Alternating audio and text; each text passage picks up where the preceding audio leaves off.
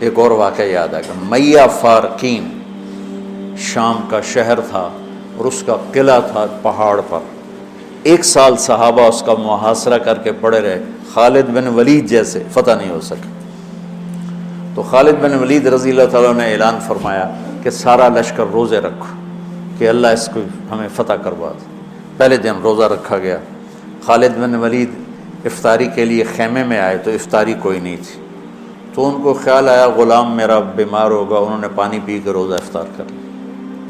اگلے دن پھر ان کو خیال آیا، اگلے دن آئے تو پھر افطاری کوئی نہیں، پھر ان کو خیال آیا کہ غلام بیمار ہوگا، پانی پی کے افطاری کر لیں. تیسرے دن پھر افطاری کوئی نہیں تو اس کو بلا لیا، کہا بھائی خیریت ہے، آپ بیمار ہیں؟ کہا جی نہیں. کہا میری افطاری نہیں ملتی مجھے. کہا جی میں تو روز رکھتا ہوں. کدھر؟ کہا جی خیمے میں. کہاں چلی جاتی؟ کہا جی مجھے کیا خبر، میں تو رکھ کے چلا جاتا ہوں. کہا اچھا آج پہرا دیں. تو جب اس نے لا کے افطاری رکھی اور یہ ایک طرف چھپ کے بیٹھ گئے تو ایک کتا آیا اور خیمے کے پیچھے سے وہ گھسا اور وہ جو روٹی پڑی تھی اس کو منہ میں ڈالا اور بھاگ پڑا. خالد بن ولید فرمانے لگے یہ کچھ اس کے پیچھے راز ہے. انہوں نے کتے کے پیچھے دوڑ لگا دی اور کتا آگے آگے، خالد بن ولید پیچھے پیچھے. تو وہ کتا ایک ندی سی تھوڑا تھوڑا پانی والی ندی میں گھسا، وہ بھی گھسے. آگے ایک چھوٹا سا سوراخ تھا، اس میں گھس گیا. خالد بن ولید لمبا قد اور پتلے جسم کے تھے، دیکھنے میں لگتے تھے جیسے کوئی مکے دی مارن لیکن انہوں نے پہاڑوں کو راستے سے ہٹا دیا. سیف اللہ، اللہ کی تلوار. زید بن، آپ نے موتا کا لشکر بھیجا تو آپ نے کہا تمہارے امیر ہیں زید بن حارثہ، یہ شہید ہو جائیں تو پھر جعفر ہیں آپ کے چچا زاد، یہ شہید ہو جائیں تو پھر عبداللہ بن رواحہ، یہ شہید ہو جائیں تو پھر جس کو چاہو امیر بنا لینا. تو خالد بن ولید رضی اللہ تعالیٰ عنہ کی پہلی جنگ تھی یہ موتا. اسلام لائے اور یہ جنگ پیش آ گئی، صلح حدیبیہ کے بعد کی بات ہے.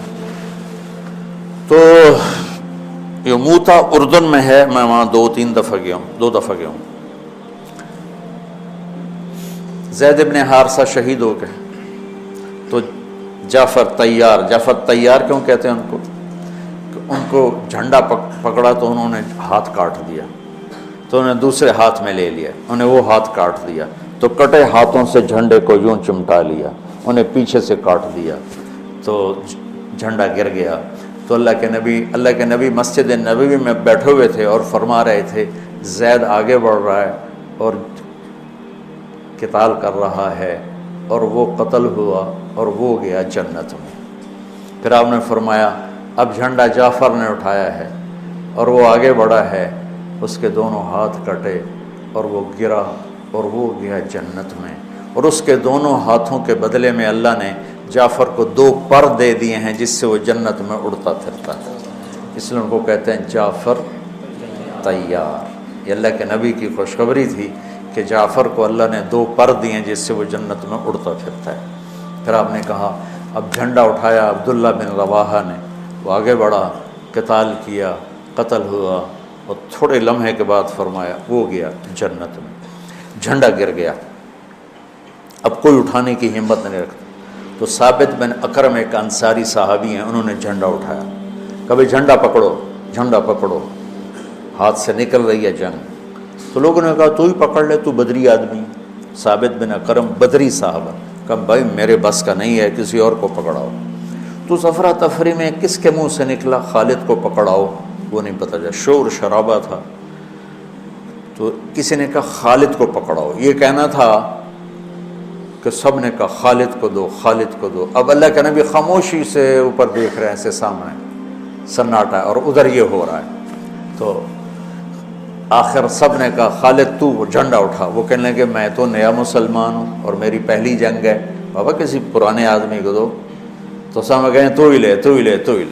تو خالد نے ایک ہاتھ میں جھنڈا پکڑ کے دوسرے ہاتھ سے جب یوں تلوار لہرائی نا تو میرے نبی نے فرمایا اب اللہ نے اپنی تلواروں میں سے ایک تلوار کو نکال لیا ہے. سیف اللہ.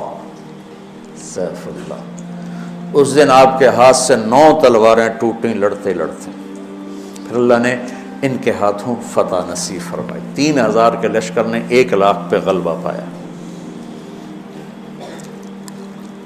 پانی پڑھو۔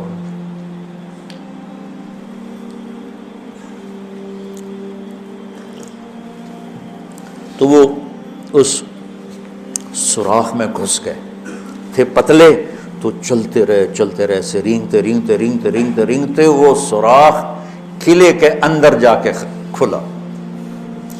اللہ نے روزے کی برکت سے ایک کتے کے ذریعے سے راستہ دکھا دیا۔ تو حضرت خالد بن ولید نے کہا بھائی 100 آدمی تیار ہو جاؤ، پتلے پتلے، آج رات فتح ہے انشاءاللہ۔